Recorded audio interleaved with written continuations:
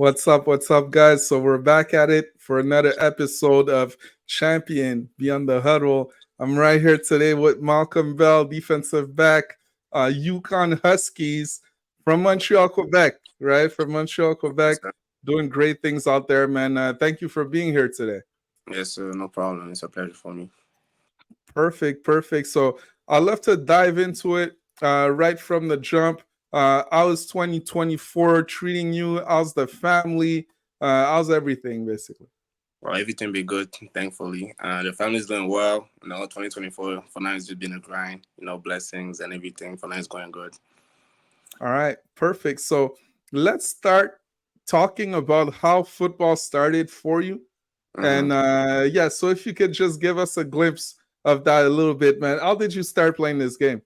So I used to play flag football in elementary school, Mm, fifth grade and sixth grade, and then when I went to high school in grade seven, they had the how you call it football at home in yeah, spring. yeah. So, I never played in real football. I always played flag football. And I wanted to play flag football with my friends, but then they all went and played the real football. So then I went to ask my mom. At first she wasn't with it. She didn't really want to let me play. But my brother already had played before, and he said we were 12, football at home, you 13, 12, everybody young. So my brother Mm, convinced her by telling her that at this age, they don't hit hard yet. They don't, so it's not really action. There's not really no real action. They're just playing football. But yeah, the chance of concussion and the rest of yeah. injuries are way lower when you're younger. So she let me play, and then that's what we started. That's how we started. I mean. Okay, really cool. And where did you grow up in Montreal? I'm curious to know. Oh, I'm from the West. I'm from Dorval. I'm from Okay, Dorval. from Dorval, so West Island guy. Okay, Yeah. perfect. Really cool. And there's a big thing right now with flag football, and I find your journey interesting because same thing for me. I started playing contact football pretty late. Actually, I was doing a lot of different things, and when you look at flag, man, you can work on all the skills Yeah. basically that you need within this game without all the extra hitting at a young age. So that's a Exactly. cool way. Yeah, exactly. So Perfect. pretty much you can work on everything except for the tackling. And even that, Mm. the tackling is only for the defensive players. So if you play offense, flag football is really like a great way to just practice and work on your technique in general. Okay, really cool. And Mm. who was young Malcolm, man? What type of kid were you? Were you doing problems out there, or you were on the straight up and narrow, basically? I was goofy. I always been goofy. So since young I was goofy. I always like to play sport. Joke around and always keep it cool, man. But I always been a fun. I always be about that funny shit. I always trying to be funny and everything, make people laugh, and that's all. That's pretty much it. I always being goofy, but athletic. I always athletic. I always like to do sport. If I wasn't making fun in class, I was on the pitch. Playing football. Mm, okay. And did you ever dream of basically playing at the next level, or you were just playing flag, having fun with your friends, and kind of living up your life like that? Or when did the idea planted itself into your mind? Was it somebody else that inspired you? Was it a coach? Was it a parent? Or was it in you? No, so first what happens, I always been a soccer guy. I always like soccer first. That was my main sport. So flag football was just my secondary sport, and Mm, soccer was my main sport. So what happened is that when I was 16, I tried to do Team Quebec because mm, one of my friends in the school was doing a trial for Team Quebec. So I went try, and then I made the team. So I made the team for Team Quebec, and I was like, then well, if I'm already closer in football than soccer, I might as well just go all the way with football. And that's when I decided to just keep on playing football and drop the soccer. So pretty much now, I was never like a big I was never like dreaming about football. I always liked it because it was my secondary sport. Like it was always my second sport. So I always had some type of like goals and challenges that I wanted to accomplish. But until 16 years old, not really. okay. Would you say that soccer is still as much of a passion as football is for you? No, no, no. It's just I still got the No. same love. It's like your old girlfriend and your new girlfriend. So Mm, it's like your first love and the second love and I'm trying to say. So yeah, soccer was my perfect. first sex. So soccer was my first love, but football is my girlfriend right now. So it's it's Okay. All right. All right. That's cool. So you go to Team Quebec, and obviously your journey is a different journey, right, than what we usually see in Quebec, right? A lot of guys they play uh, bantam, midget football. They go to CJEP. Some of them go to high school route, go to CJEP. We see a lot more guys going prep schools. Now, your journey was a little bit different. If you could talk to us about it, and why was that journey the right one for you? Okay, so first of all, so after I finished grade 11, so secondaire 5, after I finished grade 11, I was always seeing the guys in the US, UT under the radar, they was always on Mm, YouTube. And I would never really understood like if they were really better than me or was just because they had the platforms, so I wanted to see yeah, like yeah. was the different of level. So I was looking at the prep school, but I didn't go to a big football school. My school was a Mm. college Sainte-Anne. So we were more like of a private, we're a private school, we're more about education. We were never really In like Lachine, right? yeah, yes, sir. Yeah. So we were never really like football like focused. Like we didn't have no program. Mm, So football for was a parascolaire. It wasn't really no program. mm, So it was kind of hard to get to like having contacts and to get to reach the mm, other prep school in the US. So I took a step by myself and then I emailed the prep school in Toronto, Football Note. I emailed the coach and he talked to me back. He answered me. He answered pretty fast. We did the procedure and then I ended up there. And then from there I played one season. Yeah, I played one. So I went there 2019. I played one season and then 2020 came, COVID, it was closed. So pretty much I didn't play second season.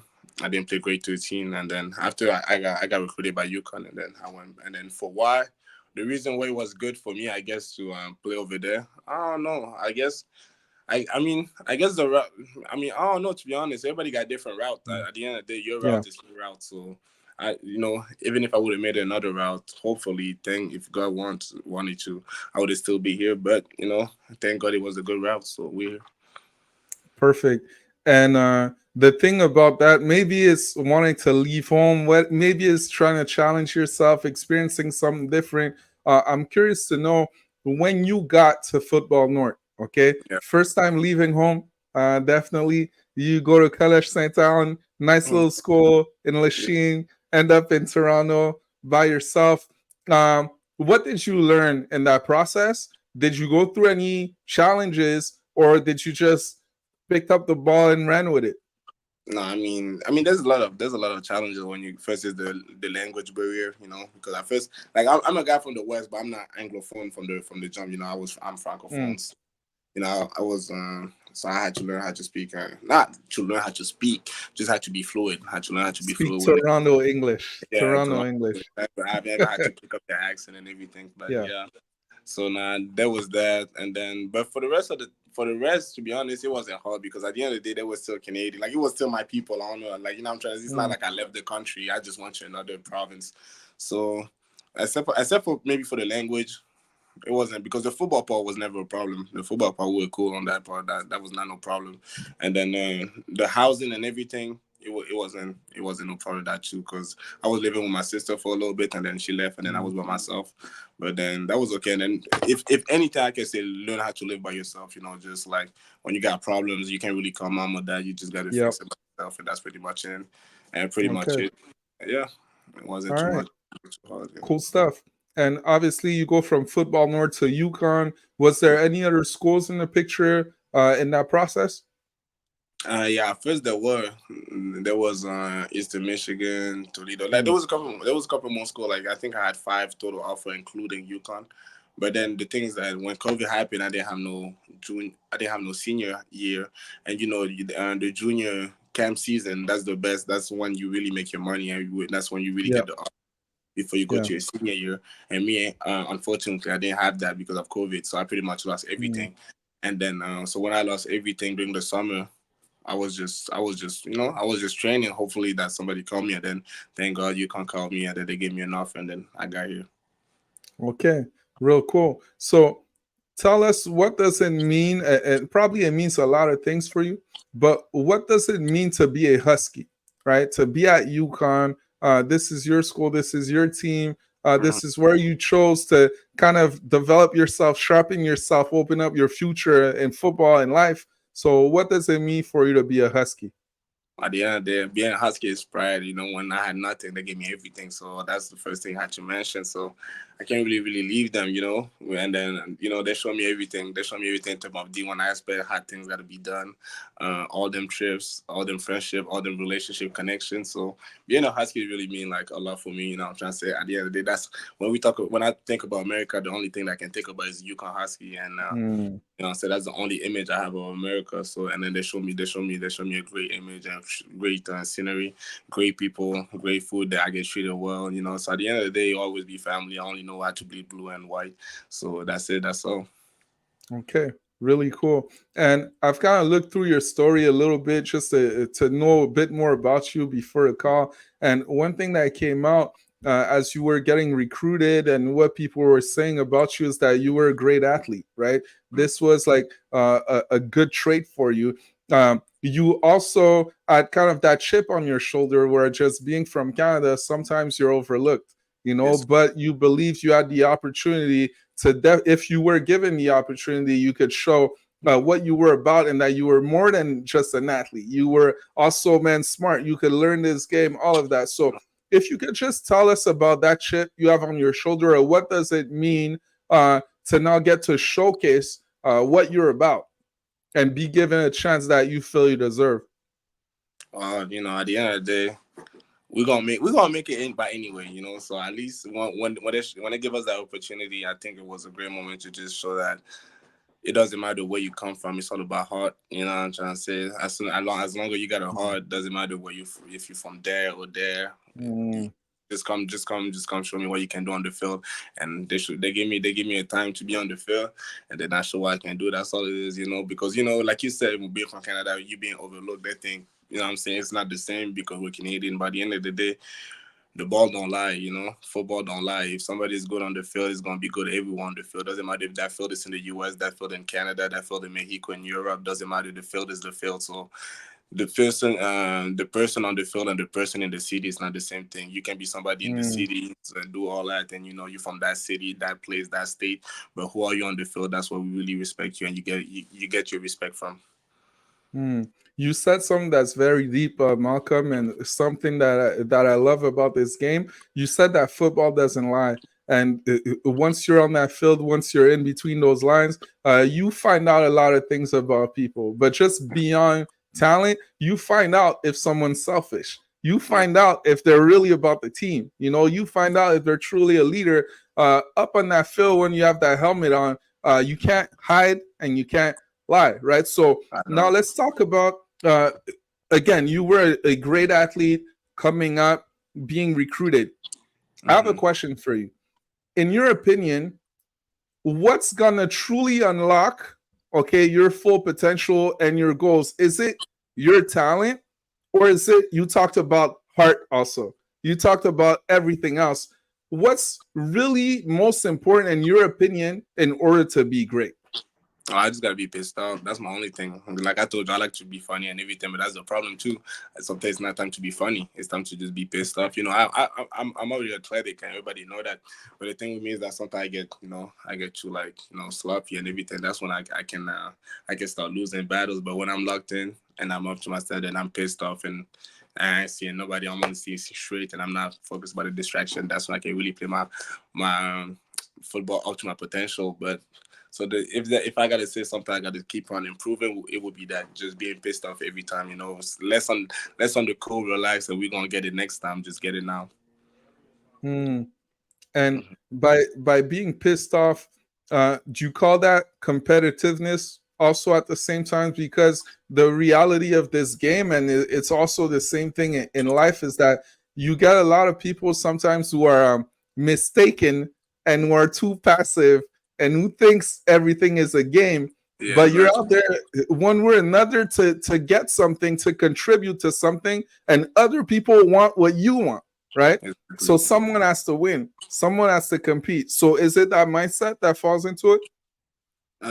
Yeah. I mean, yeah, it is pretty much it. At the end of the day, everybody got to eat. That's like you said, everybody got to eat in one way or another. So if you ain't trying to eat, somebody gonna come and take your plate. And so, what I'm saying, every morning you just got to come ready to work, go out there and work, and make sure that that person that's coming for you, he stay far away from you, because you're always gonna put in more work, or at least as much work as him, and he ain't never gonna outwork you.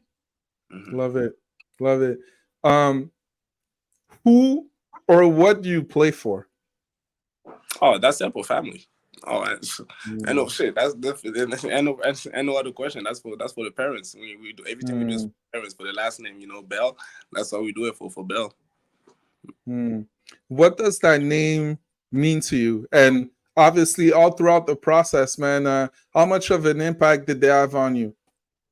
Oh man, so the name mean everything. What I'm trying to say. First of all, it's swaggy, it's cool. What I'm trying to say. Shit already swag.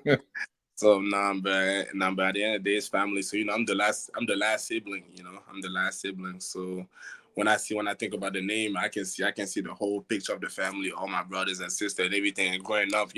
So when I was growing up, I see my brothers and sisters do mistakes. You see, when you're the younger sibling, it's easy to go around the bullshit because you already Mm, seen your peers do it before you. So when I have when you ask me what's the tip and why that name me for me, my opinion is like at the end of the day, all my brothers and sisters, dad, mom, all the mistakes they have done in the past and everything, like I'm gonna take it and I'm gonna show that I'm gonna do it the right way, and then I'm gonna show how it's supposed to be done. mm.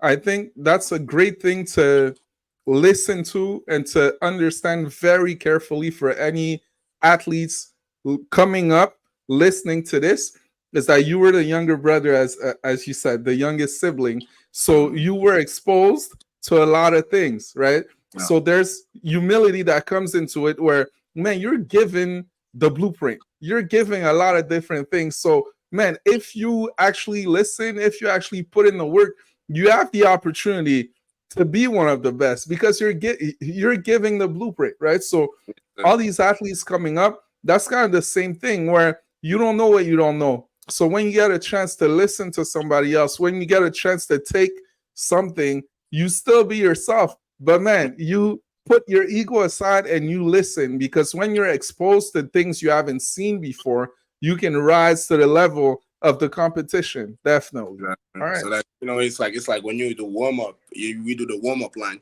You can be the last guy in line and you fucked up and four guys went in front of you. You know what I'm trying to say? And they did Mm, it right. So it's the same thing. mm. You know what I'm saying? I was the fifth child. There's four kids that went in front of me. I gotta be the back. You know what I'm trying to say? I can only fucked up so many times. That would show me the way. So I just gotta. You know what I'm saying? Mm. Just gotta get it So were right. you the spoiled one or Oh, what? obviously, I'm the spoiled baby. If I want it now, I get it now. Well, and if I All don't get it, right. I'm gonna start crying. I'm the baby. All right. Cool stuff. Cool stuff. And when you first got it, and you went through something that I went through at this also is that I went through a coaching change, right? So I had to Yeah. transfer during my time. You haven't had to transfer. Your home is Uconn, and man, that's great. But if you Okay. could tell us just about the business of college football, right? You came in, you love this place. Now you're in a situation where you got a great coach with a great experience. Also, tell me how this thing went down and what was your mindset through it all?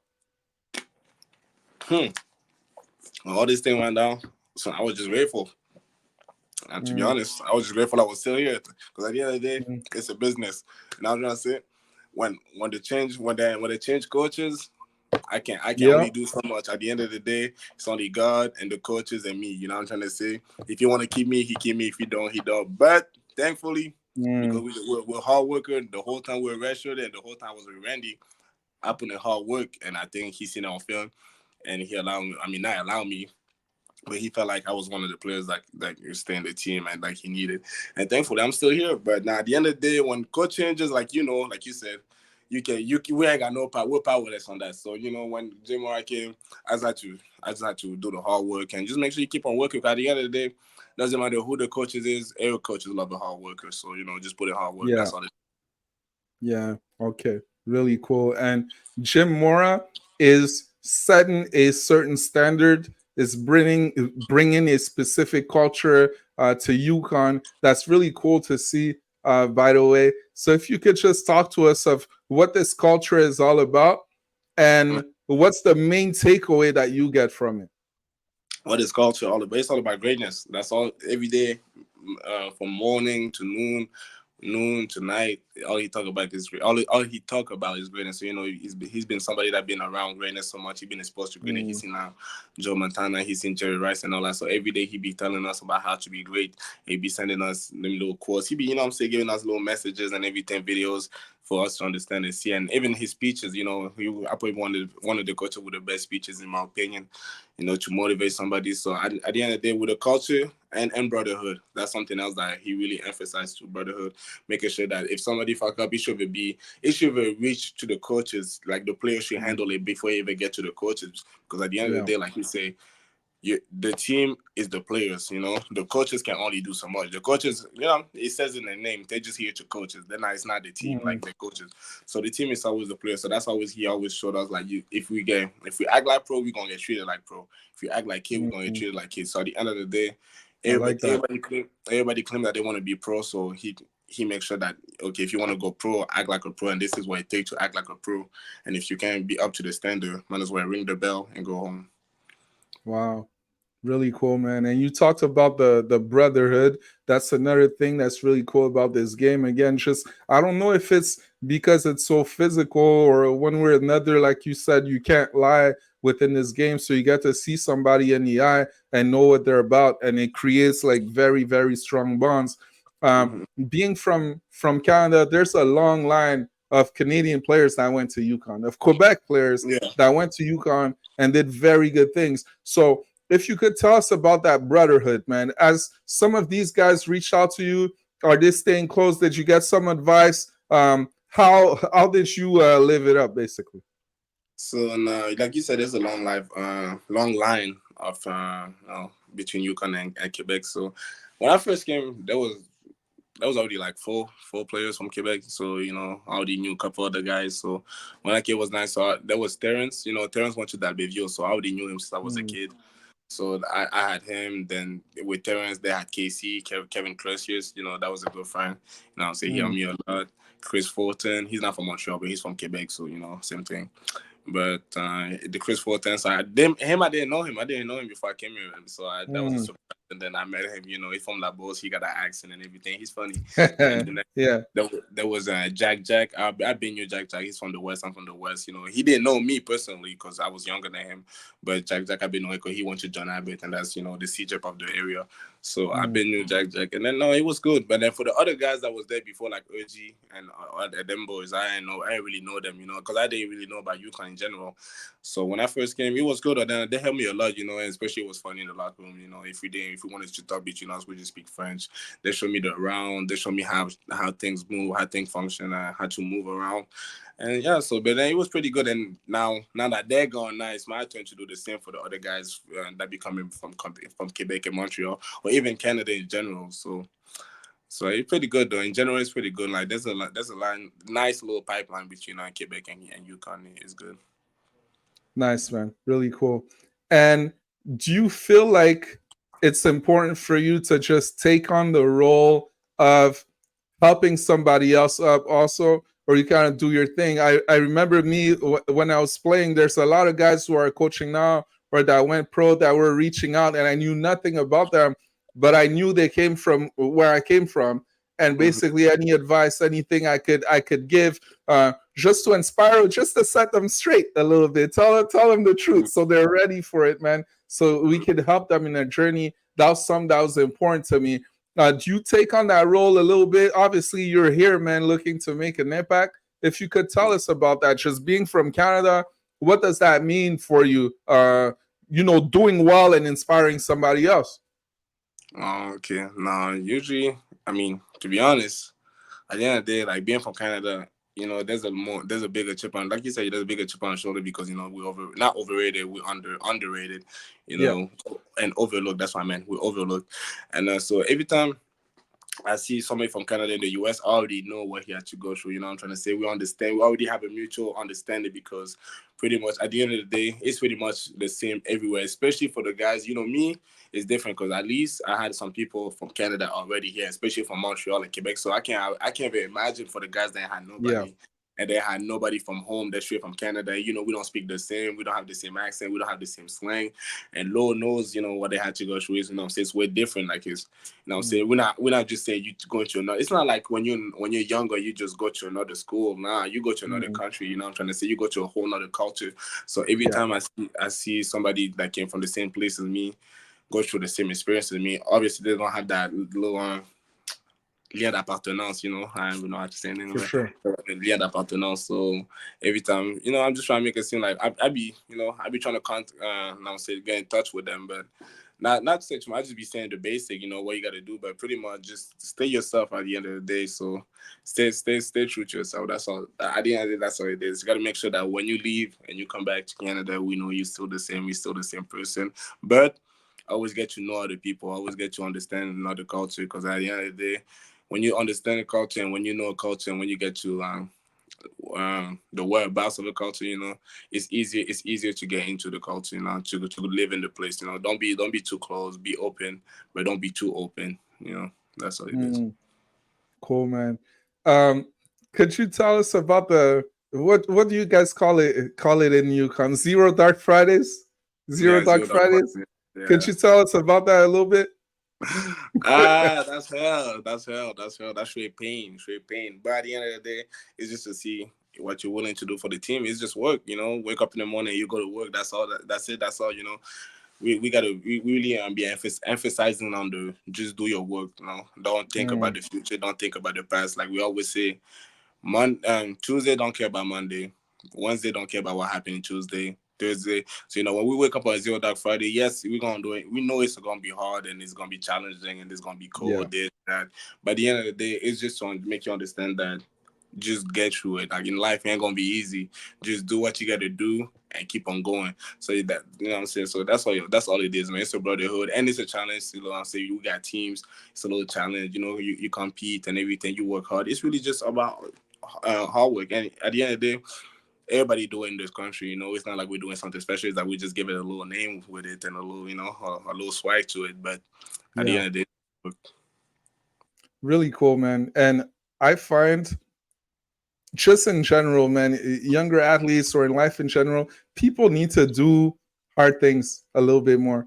Because when you do hard things and break yourself down, man, you give yourself a chance to actually strengthen yourself mentally, physically, all of that stuff. And I remember back in college, my coach used to say, find a way. Like, no one cares. Find a way, you know, and you gotta find a way. And when you have that mindset, man, you rise to another level, you know. Exactly. Really cool. All right, so now obviously where you're at, you still got a lot of football ahead of you. Your journey is just getting started. Really, you're not even close to the player you're gonna be next year or 2 years from now. What does greatness mean to you? Okay, when it's all said and done, if Malcolm Bell is the best version of himself, okay, within beyond the game, who is that guy? You know, next year, 2 years from now, when I talk to that guy, who am I talking to? Oh, damn. I know. I'm going for it. Pro. You gonna talk to a pro football player? That's for sure. You're gonna talk to a pro football player, businessman too. A businessman. Can't forget a businessman. And that's pretty much him. A respectable man, handsome man. What else? Educated man. Yeah, because I'm gonna have my degree. You know what I'm saying? Black excellence. Yes, Love sir. it. Love it.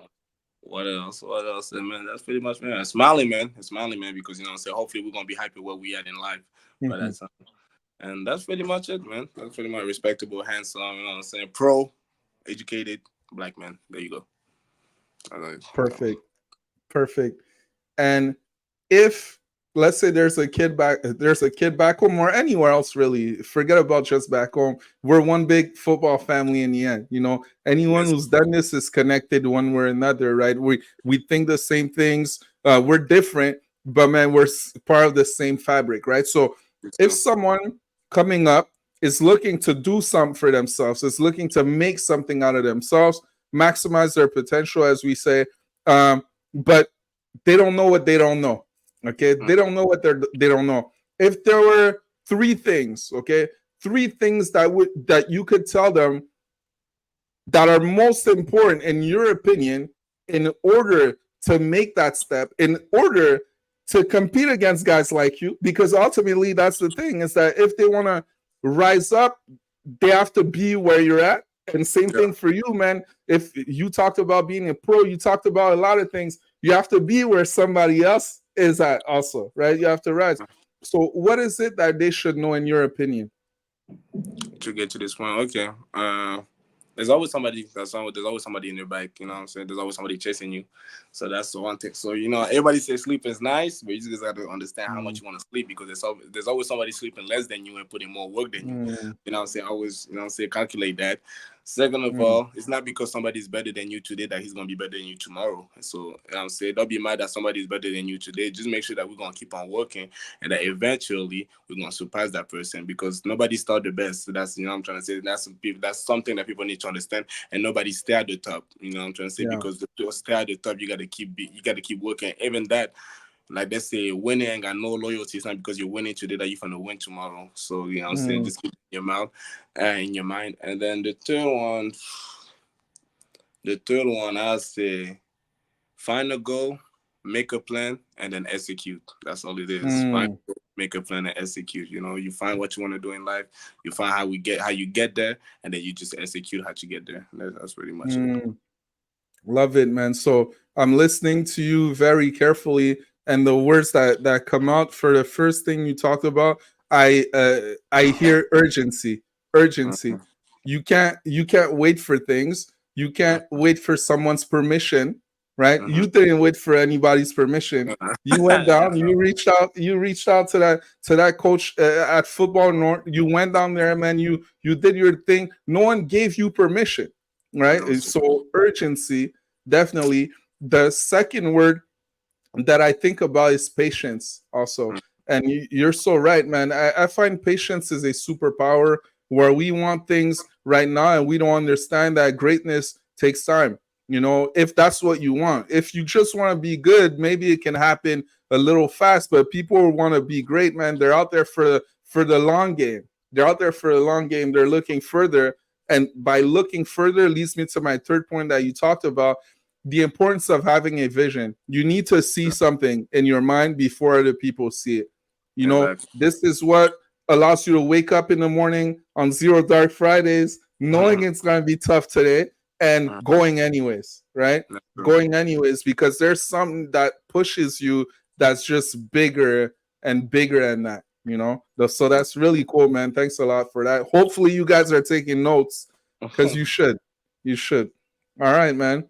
So, Malcolm, we're almost done, man. I got two more questions for you. Maybe three. What does football mean to you?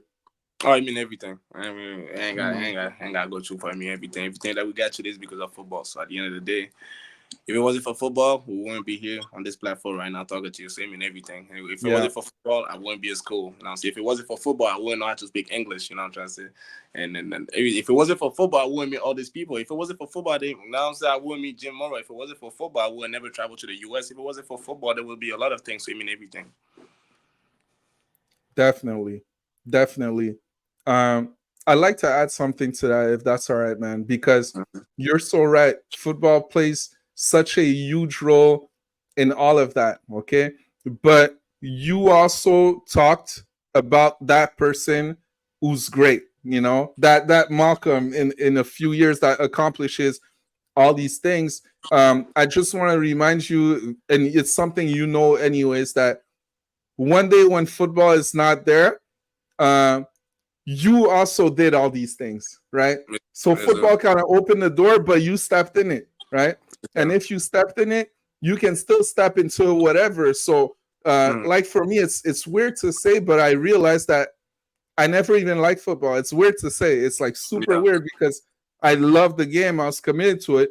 But then I realized, man, what I love is human potential. It's seeing people succeed, seeing people grow.